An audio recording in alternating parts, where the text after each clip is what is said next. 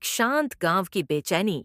राजस्थान के एक छोटे से गांव भैरवपुर में लोग रात को घरों से बाहर नहीं निकलते थे। कहते हैं कि गांव के पीछे पुराने शमशान घाट से हर अमावस्या की रात धुएं के साथ किसी के बोलने की आवाज आती थी। कोई सौदा करेगा, कोई नहीं जानता था ये आवाज किसकी थी, लेकिन जो भी उस रात घाट की तरफ गया कभी लौट कर नहीं आया। कहानी का हीरो अजय शहर से गांव लौटा था। उसे अंधविश्वासों पर यकीन नहीं था। वह बोला, ये सब झूठ है, कोई भूत वूत नहीं होता, मैं खुद जाकर देखता हूँ।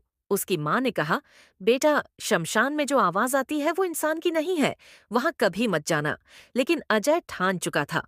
पहला सामना अमावस्या की रात जब सब सो गए, अजय टॉर्च लेकर शमशान की तरफ निकला।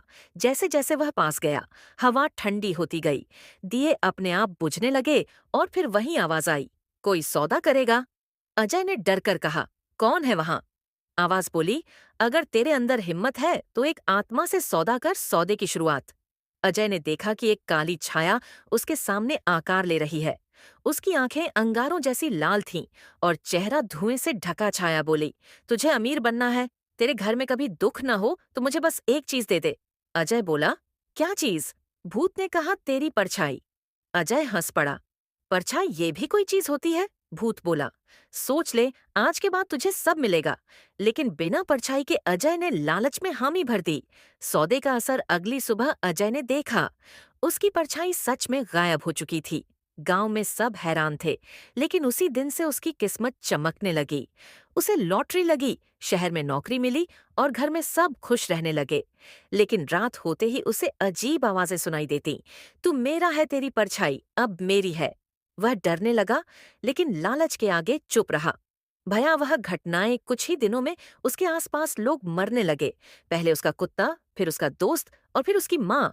हर मौत के बाद दीवार पर एक काली परछाई उभर आती। अजय अब डरने लगा। वह गांव के पंडित के पास गया। पंडित ने कहा, तूने अपनी परछाई उस आत्मा को दे दी है। वह तेरे जीवन का समय चुरा रही है। जितना तेरा सौभाग्य बढ़ेगा उतनी ही मौतें होंगी। अंतिम अमावस्या। अगली अमावस्या की रात अजय फिर उसी शमशान पहुंचा। आसमान में काले बादल, बिजली की चमक और भूत की वही आवाज, फिर आया तू। अजय चिल्लाया, मेरी परछाई वापस दे। भूत हंसने लगा, अब तेरी परछाई तुझसे ज्यादा जिंदा है। अजय ने मिट्टी उठाई और पंडित का दिया हुआ मंत्र पढ़ा। पूरा शमशान कांप उठा। आत्मा चिल्लाई, लेकिन अचानक अजय के शरीर में घुस गई। अंतिम मोड़ सुबह गांव वाले शमशान पहुंचे।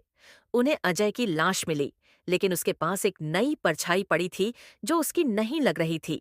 और उसी रात से शमशान में फिर से वही आवाज आने लगी, कोई सौदा करेगा। कहानी समाप्त, लेकिन डर की शुरुआत यहीं से होती है। आगे की कहानी जानने के लिए वीडियो को लाइक और चैनल को सब्सक्राइब करना ना भूले।